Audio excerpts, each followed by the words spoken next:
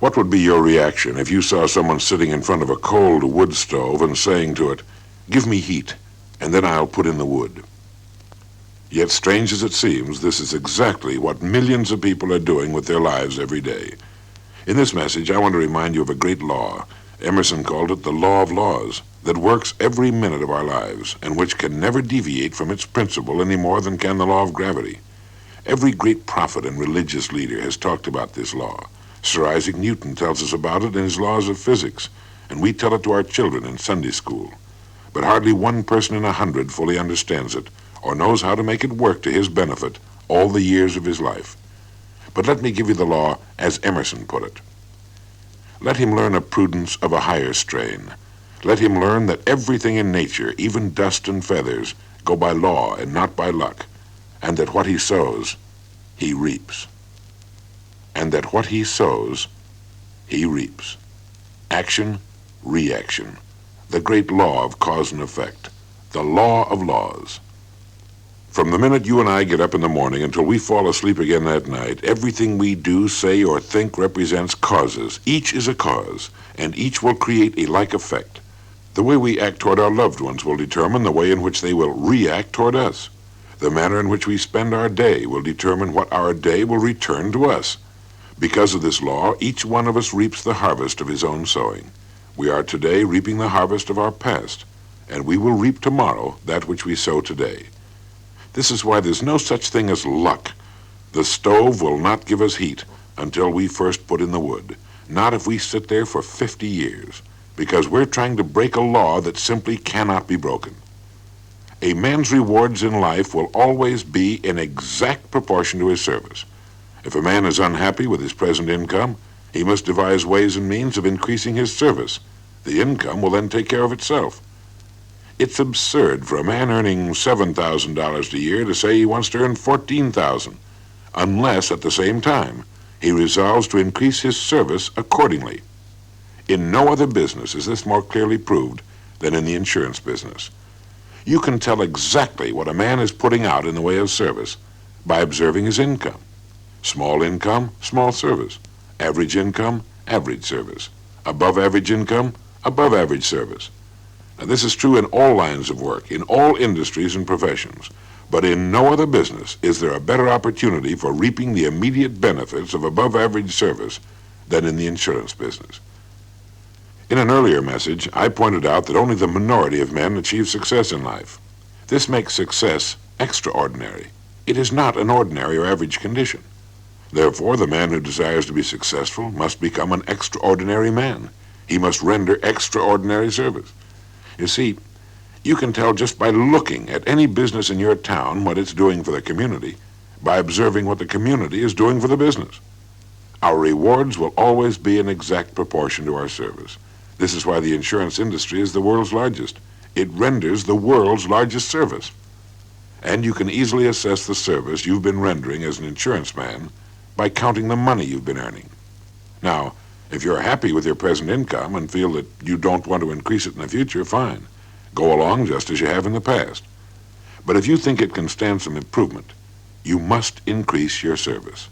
And you can increase your service by talking to more people, by obtaining more appointments, and by closing more sales. And this must be done by you. Everyone needs insurance. Everyone likes to own insurance. But nobody buys insurance on his own. It's something that must be sold, and that's good, because that's where you come in. Yours is a business that will never be automated, and in which it's impossible to run out of prospects. This is why the good insurance man has the world by the tail and can establish his own income, and why top-flight insurance men are among the country's highest-paid people. So now, ask yourself how you can be of greater service. How can you be of greater service to those you've already sold and those whom you will sell in the future? The man who renders the greatest service is the man who will reap the abundant harvest. There's no limit on the income you can earn except the one you yourself establish. Men in this business earn incomes ranging up to the neighborhood of $500,000 a year. Pick the income you think best represents the way in which you and your family want to live. Once you've established this, you know exactly the sort of service you must render in order to achieve it. Then, begin now to render it. Don't concern yourself with a distant future. Take care of today and tomorrow, and the future will take care of itself. Live one day, one week at a time. A successful life is nothing more than a necklace of successful days and weeks. But never forget the law of laws, that as you sow, so shall you reap. Luck doesn't enter into it. We get back from our lives exactly what we put into them. What are you putting into yours? The harvest you will reap all the future years of your life will be determined by the way you begin planting today. Your destiny is in the balance, so plant well. This is Earl Nightingale, and thank you.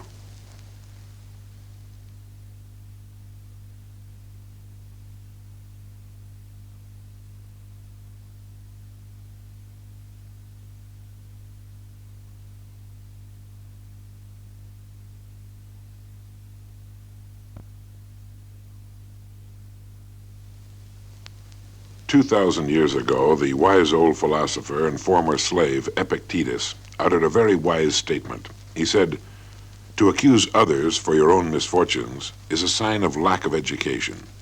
To accuse yourself shows that your education has begun.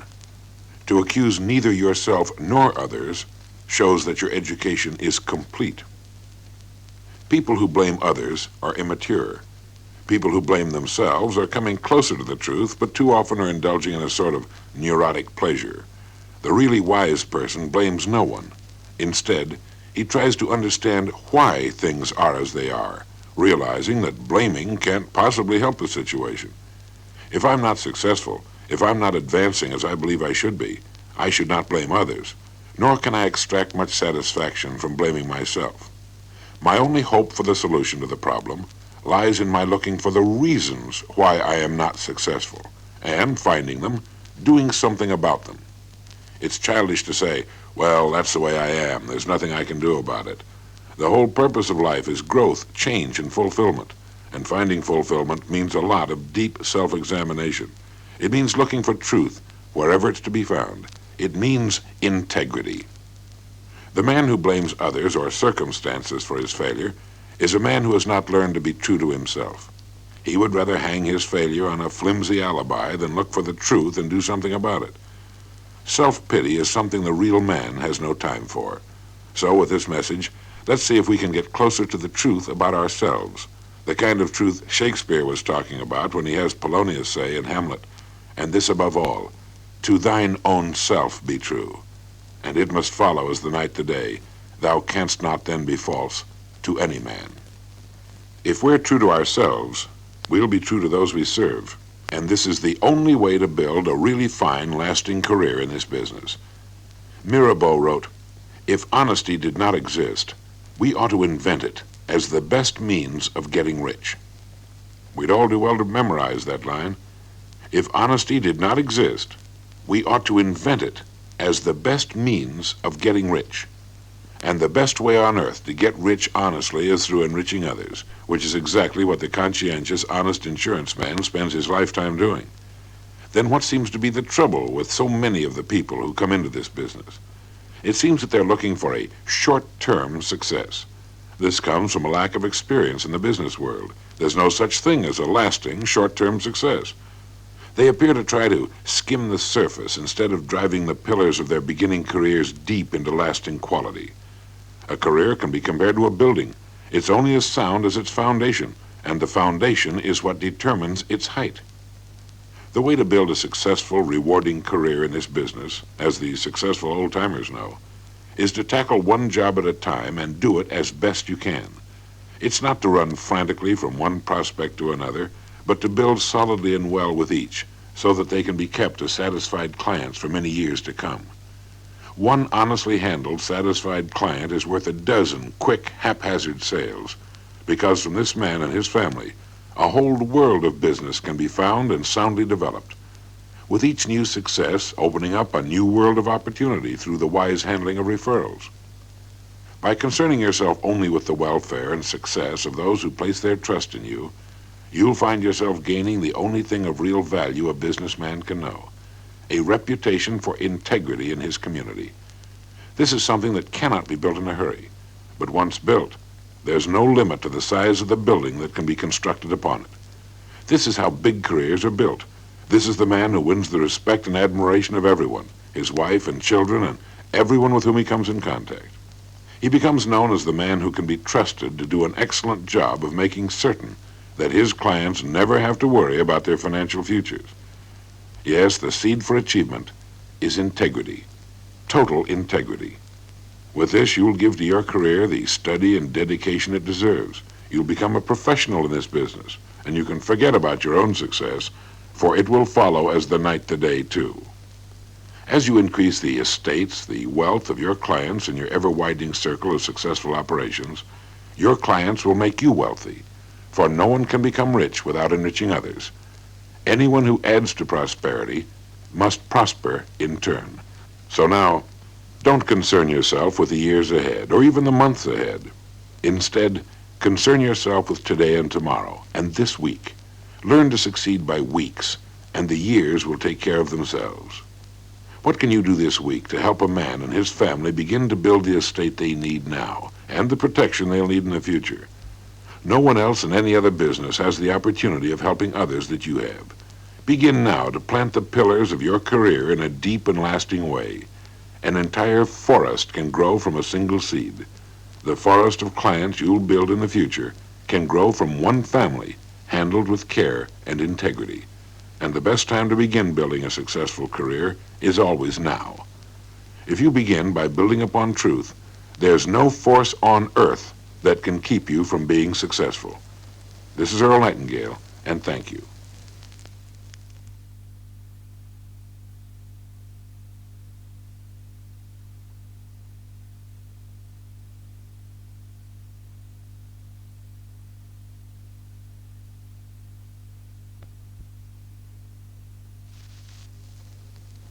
Did you know that it's actually easier to win than it is to lose when it comes to this business of living?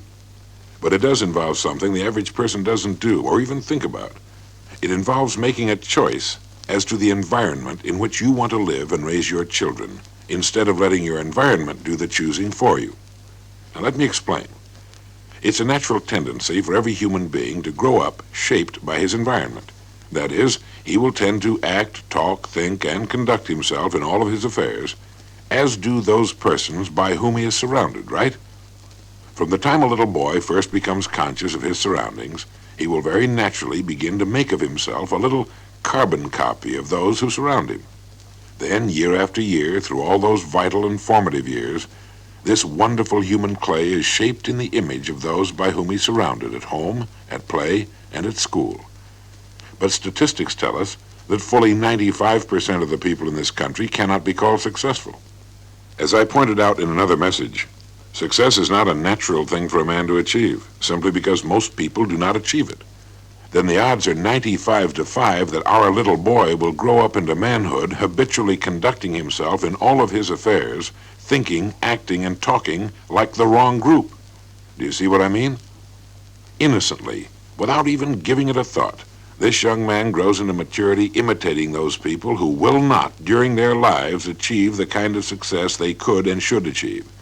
This is not to say they're not good people.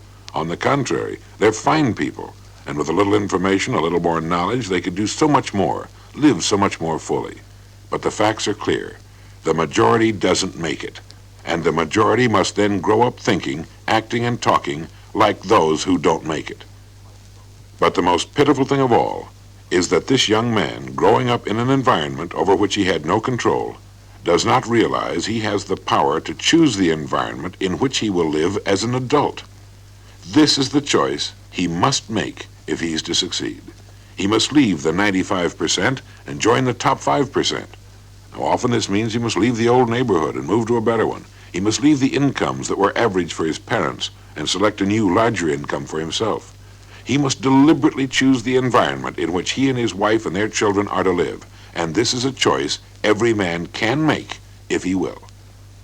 But the choice is easiest for those of us who have it within our personal power to move into the upper income brackets at our own rate, without having to go through the long years necessary for those working at jobs with fixed incomes.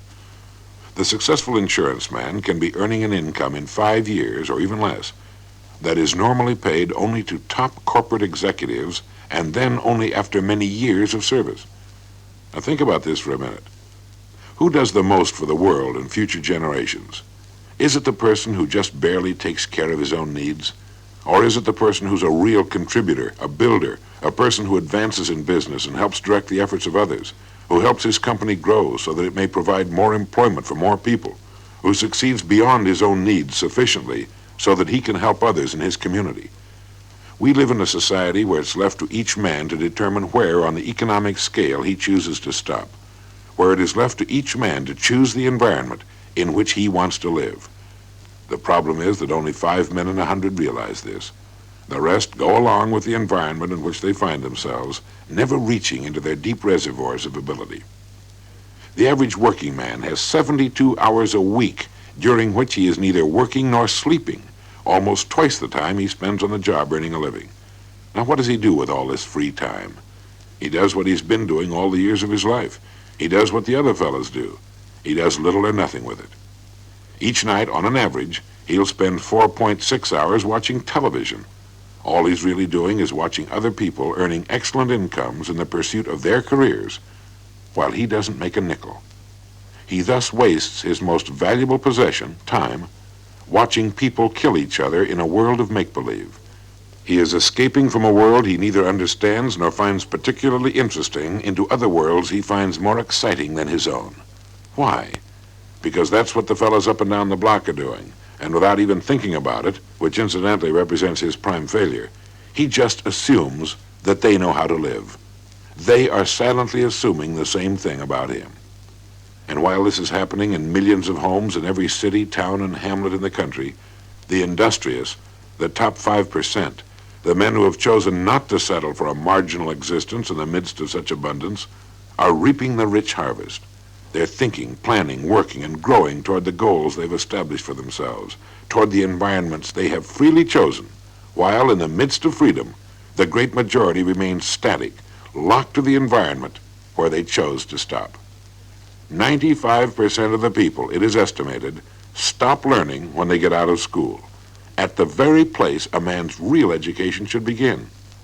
72 free hours a week to build toward an abundant future, and virtually all of it wasted in unproductive, unrewarding pursuits. The average man works 40 hours a week for about 40 years. That's time enough to become great at anything, if you don't even count the free time. Now, choose the environment you will earn, and begin now to earn it. Put your heart, your mind, and your time to proper use, and you can find yourself enjoying life in 5 years to a degree most men don't achieve during their entire lives. Listen to this and all of the messages in this program repeatedly until the thoughts and suggestions become a part of your way of life, for this is the way to succeed. This is Earl Nightingale, and thank you.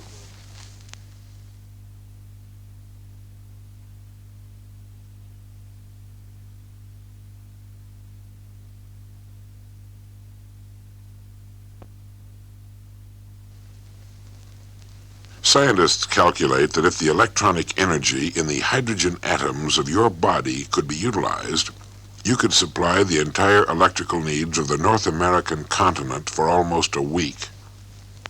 A DuPont scientist said that the atoms of your body contain a potential energy of more than 11 million kilowatt hours per pound. Each of us then, by this estimate, is worth about $85 billion. But we can't sell our energy in kilowatt hours, which is good. We sure wouldn't get much done around here if every person had $85 billion. But each of us does sell his energy, at least part of it. What are you selling yours for? Think of yourself as a company, and your family as investors. Now, they depend upon your success now and upon your growth in the future. Your company has 3 divisions: sales, research, and finance. Now let's take a look at sales and research. A good friend of mine in the insurance business once remarked, the average insurance man wants to be in business for himself, but doesn't act like a businessman. He wants profits, but not the responsibilities. He knows that the only way a business can succeed is to plow back a percentage of its profits each year into research and development. How much money does the average underwriter plow back into this area? To succeed, the most important thing the successful man does is think. But how much does the average man think? As a rule, he expects the home office to do his thinking for him. He wants the advantages of the businessman and the so-called security of an employee. He wants, in short, to have his cake and eat it too. By confusing his responsibilities, he fails to cash in on his unique opportunities. Let me give you an example of how a little research on the part of an insurance man can lead to many thousands of dollars of additional income, real success in this business, and peace of mind. This man I'm going to tell you about is a good friend of mine. His name is George, and today he's one of the most successful men in the life insurance business. But how he became successful is an interesting story.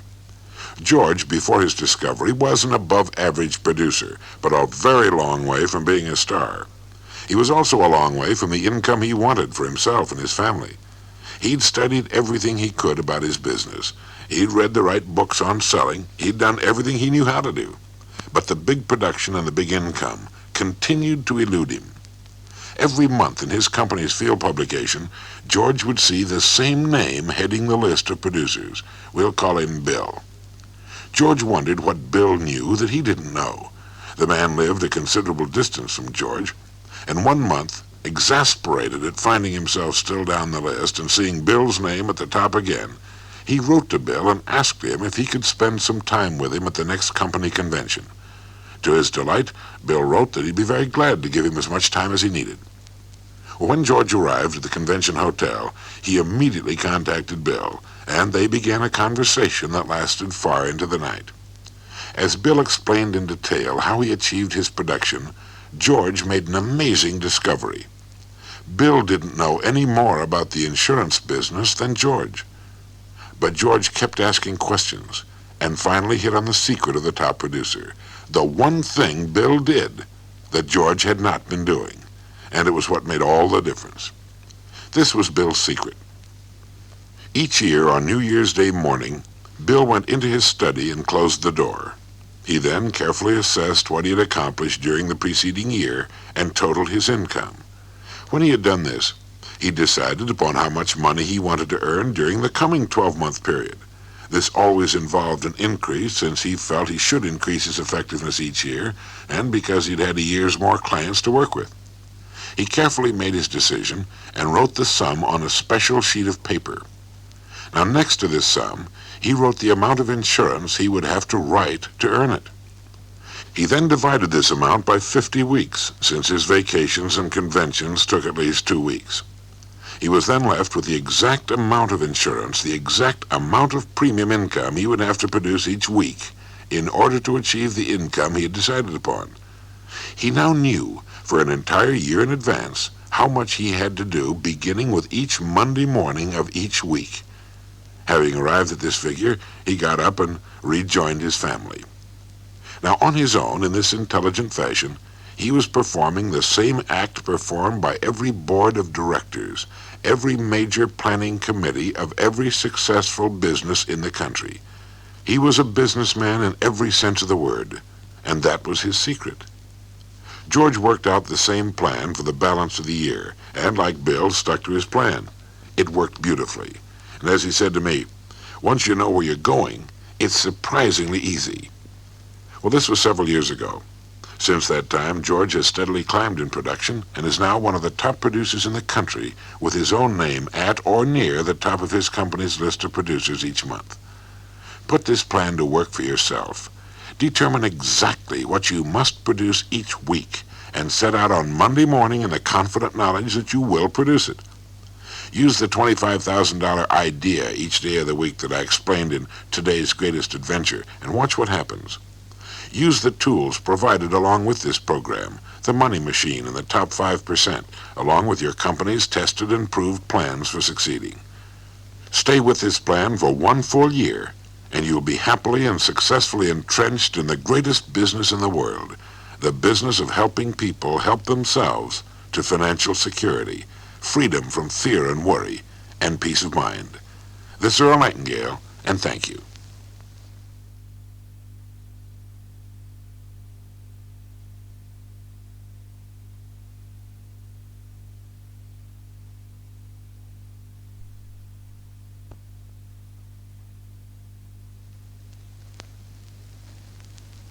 The purpose of this message is to get down to basics and clear the air surrounding the entire subject of money. To begin, let's get rid of the old myth, once and for all, that money is not important. It's just as important as the food it buys, the shelter it affords, the education it provides, and the doctor's bills it pays. To argue and split hairs to the effect that money is not as important as other things is absurd. Nothing will take the place of money in the area in which money works. So let's get down to business. What is money? Money is the harvest of our production. Money is what we receive for our production and service, and which we can then use to obtain the production and services of others. As a general rule, we can accurately gauge the extent and value of our production and service by simply counting the amount of money we receive for it. But why is there such a vast difference between the earnings of men? We know that the man who earns $50,000 a year is not 10 times as smart as the man who earns 5, nor does he work 10 times as hard. Why then does he receive 10 times as much money for what he does? Well, here's a formula that explains why. The amount of money we receive will always be in direct ratio to the need for what we do, our ability to do it, and the difficulty of replacing us. Look at the people around you in your daily work and you'll see the truth of this formula. The elevator operator can be replaced in 30 minutes. Because of this, he's usually near the bottom of the economic scale. The brain surgeon spent many years of the most difficult study and personal sacrifice to attain his position. He's extremely difficult to replace, and his income reflects this. Let's see how this formula applies to you. If you're not earning the income you'd like to earn, we can find out why and what to do about it with this formula. First, let's look at the demand for what you do. There's no greater demand in the country than the need for adequate insurance protection. As you know, the average family is insured for less than 2 years of spendable income. They're woefully underinsured. They have neither prepared for the possibility of the death of the breadwinner or for their later years. Now, you hold the solution to both problems, and the average family can afford more insurance. So we can say definitely that if you're not earning the income you want, the problem must lie in one of the 2 other factors of our formula. Second, your skill in filling or helping to fill this pressing need. In order to become highly skilled, it takes study, dedication, and time. No one earns a large income his first year or 2 as a professional man or businessman. We need to stay with what we do long enough for the income we seek to come to us. But we must be in a line of endeavor without a fixed ceiling. For instance, the elevator operator could stay in his line for 60 years and still never earn much of an income because he's easily replaced. There is no ceiling on your income as an insurance underwriter, and it will continue to grow as long as you improve your skill through study and application. Third, how difficult would it be to replace you and what you're doing at the present time? That is, how long would a man have to study and work to know as much to be as highly skilled in the insurance business as you are today? This takes some frank and objective self-examination, and there are few things a person can do that are of more value to him. Just how hard have you worked, and are you now working to really become highly skilled in this business? Or do you belong with the great majority who feel that they should be earning more money simply because they want more? Let's honestly face the fact that it's the pros in this world who make the big money, and anyone can become a pro if he'll dedicate himself to becoming great at what he does for a living. Ask yourself right now, just how great are you at prospecting, qualifying, and selling, and then giving real service to those you sell? For example, do you know the difference between a customer and a client? A customer is a person who's bought once. A client is a person who's bought more than once and is being served on a continuing basis. How many clients do you have? To become great at this business, you need a list of clients, just as does any other professional. The average family income is rapidly approaching $7,000 a year. This is the average. This means the average family can afford more insurance. This means that the average person in your area needs it and can afford it. You've got the same market to sell that Ford and Chevrolet and Plymouth and American Motors sell in the billions of dollars a year. But you've also got the Buick, Oldsmobile, Lincoln, Chrysler, and Cadillac markets. In fact, believe it or not, this is the main trouble with the average man in this business. He's got so many prospects he doesn't know where to begin. There's a saying that if you tell a new agent he can only sell red-headed men, he'd be an outstanding success. He'd know exactly who he's looking for. All right, beginning right now, Pretend that every man you see has flaming red hair, because perhaps 90% of the men you see are qualified prospects for more life insurance. Yes, money is the harvest of your production. As ye sow, so shall ye reap. Are you sowing the seeds of a rich and abundant harvest? How did you sow yesterday, today, and what are you going to sow tomorrow? The need is there. It's there now, this minute. You need only develop your skills to the point where it would be extremely difficult to replace you, to the point where you are more highly skilled than 80 to 90% of the men in the business. This is the realm of the pros. This is where the big incomes are. If that's what you want, decide upon the amount now. Make up your mind to earn it, and set out. Remember, men achieve their goals. The problem comes from not seriously setting them. This is Earl Nightingale, and thank you.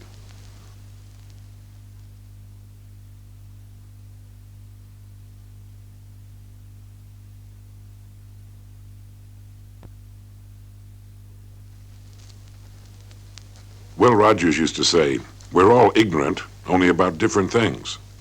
This is more than funny. It is, of course, perfectly true. It's impossible for one person to know everything there is to know about any single thing. For example, the wisest physician in the world cannot know all there is to know about medicine. Therefore, he has areas of ignorance even in his own specialty. Outside of his specialty, he must remain a babe in the woods as far as knowledge is concerned. There is nothing about which everything is known. Whenever you hear someone say, "I know all about that," he's using a figure of speech, or he's a fool. Not one human being on earth knows all there is to know about anything. Agreed? All right then. We're all ignorant, painfully so. Once a man or woman can admit this, there's a real chance for him or her in the world. Starting then from this premise, it then becomes a matter of degrees, tiny, almost infinitesimal degrees of knowledge that makes the difference between people. So remember this: the area and degree of a person's ignorance will determine his place in the world.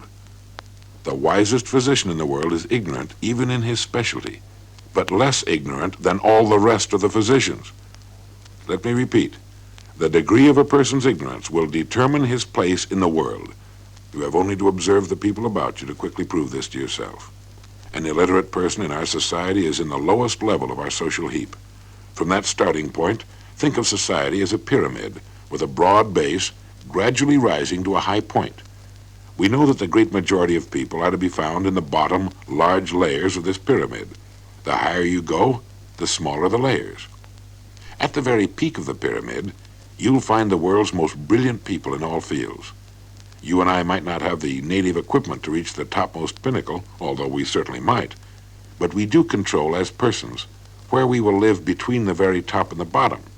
We can most assuredly get into the top 5%, let's say the top 5 layers of the pyramid, way up where the air is fresh and clean and the view is far and magnificent, where it isn't so crowded, where every room is an outside room with a view. And from this lofty vantage point, we can live well and successfully all the years of our lives. We'll die without having made too big a scratch in human knowledge, but it will at least have been a bigger scratch than 95% of the people, and that's quite an accomplishment. Now, why should we want to know more? How about the old sayings, ignorance is bliss, or what you don't know won't hurt you?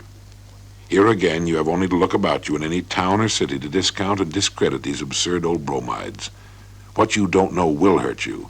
It will keep you in the bottom half of the pyramid. In fact, what you don't know can kill you, as we prove every day on our highways and beaches and in our homes. But where does a person begin? Standing as we do in the middle of a great desert of ignorance, where can we begin? How can we even get the information we need to get in the top 5%? Well, there is a way.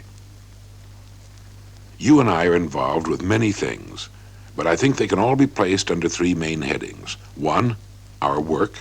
2, people, since it's only through people that we can succeed in anything. And 3, communications, since it is our proficiency in communications that will determine our ability to affect the people we need to affect if we're to succeed at our work. So write down on a piece of paper, number 1, work. Number 2, people. And number 3, communications. How high we climb on our pyramid will be determined by how much we can learn about these 3 main subjects. So for now, Let's forget everything else and begin to study these three subjects. As far as your work is concerned, you know what you should do in this area, the time you should set aside to become a really knowledgeable underwriter. You can get all of this information from your company. Number two, people. Here you should read and study the good books on human relations and selling. These are readily available and represent one of the best investments you can make. Here again, a certain amount of time should be set aside each day for this important study. Make certain this is during non-productive times. And number three, communications. Now this concerns what you know about the English language and how you use it. To the salesman, the businessman, the executive, language is his most important tool. A man can dress flawlessly and drive a fancy car, but the minute he opens his mouth, he's pegged. This is the one thing you can't hide, because you must talk to sell. And when you talk, you tell the world just who you are and what you know. The good salesman takes charge of the sales interview. He can't do that unless he has a good or excellent command of the English language. This is something anyone can learn. It requires no special talent. But fully 95% of the people in this country have an elementary or high school vocabulary, and it just isn't enough. It won't do. Learn your language, not the big words or words that most people can't understand, but the little words, the words that make up 90% of the language, the colorful, active, powerful, moving words that move people to action. Surveys have repeatedly proved a definite relationship between income and knowledge of the language, vocabulary. Start a collection of pocketbooks on English. Take a home study course if you must. But if you want to get in the top 5 layers of the pyramid, learn all you possibly can about your work, about people, and about your language. 3 subjects, and a good time to begin was last week. This is Earl Nightingale, and thank you.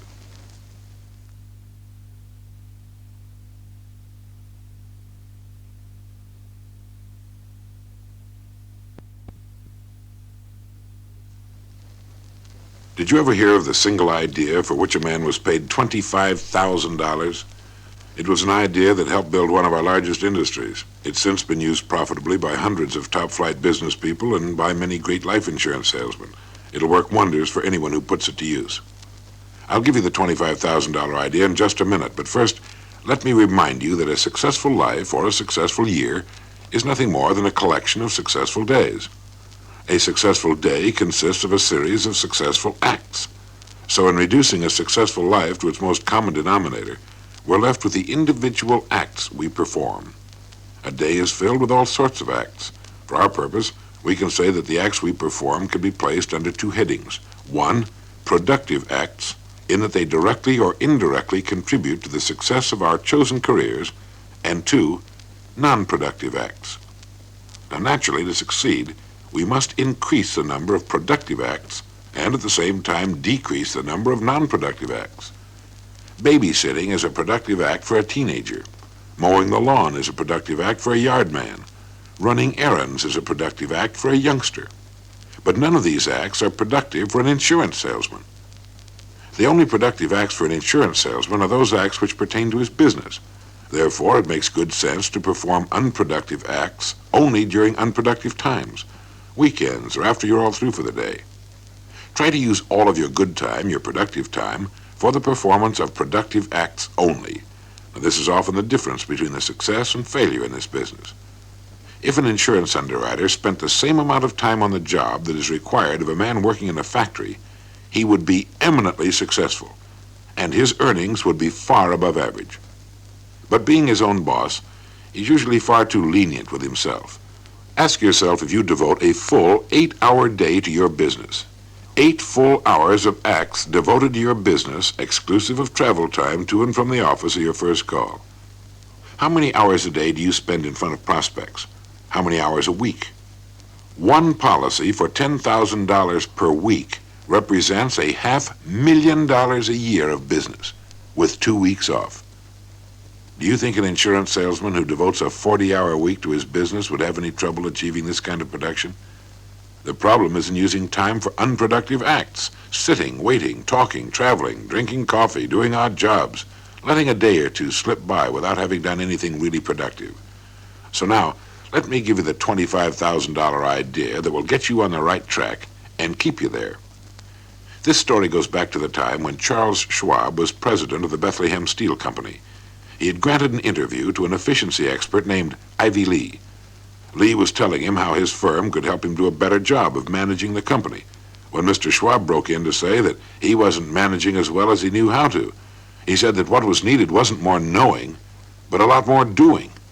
We know what to do. If you can show us a better way of getting it done, I'll listen and pay you anything within reason you ask, Mr. Schwab said. Lee then told Mr. Schwab to take a piece of paper, and he'd show him how to increase his action by 50%. Schwab looked as though he didn't believe him, but he did as requested. Lee said, "Now write on that paper the 6 most important things you should get done tomorrow." Well, this took a couple of minutes. Now number them in the order of their importance. When this had been done, Lee said, "Now put that piece of paper in your pocket. The first thing tomorrow morning, take it out and look at number 1. Don't look at the others, just number 1. And start working on it, and stay with it until it's completed. Then start on item number 2. Don't let anything get you off the track, and handle it the same way. Then number 3, and so on until you have to quit for the day. Don't worry if you've only finished 1 or 2. You'll be working on the most important ones. The others can wait. If you can't finish them all by this method, you couldn't have finished them with any other. And without this system, you'd probably take 10 times as long to do them and might not even have them in the order of their importance." Do this every day, Lee went on. After you're convinced of the value of this system, have your men try it. Then send me your check for whatever you think the idea is worth. In a few weeks, Mr. Schwab sent Ivy Lee a check for $25,000 with a letter saying the lesson was the most profitable from a money standpoint that he'd ever learned in his life. It helped make a then little-known steel company into the biggest independent producer in the world. Well, you're an independent producer, too. Try the $25,000 idea in your life. Try it for just 30 days, and don't wander from it. For the next month, begin every working day with a slip of paper containing the 6 most important acts you must perform that day, and start immediately on number 1. Then go to number 2, and so on. These are the most productive acts, and make certain they're taken care of first, that they get top billing. Only after they've been done can you afford the luxury of non-productive acts. By following this simple but enormously effective plan, you'll guarantee the success of each day, and as each is completed, you'll have placed one more vital building block firmly and effectively in place. You'll be amazed at how quickly you'll reach your goal through this plan. It takes all the confusion, the hesitation, the doubt, the wasted time out of your days. You're always on target when you're working, and you're always working on the most important act. Try it. Watch what happens in just 30 days. At the end of that time, I think you'll agree that the idea is worth every penny of $25,000. This is Earl Nightingale, and thank you.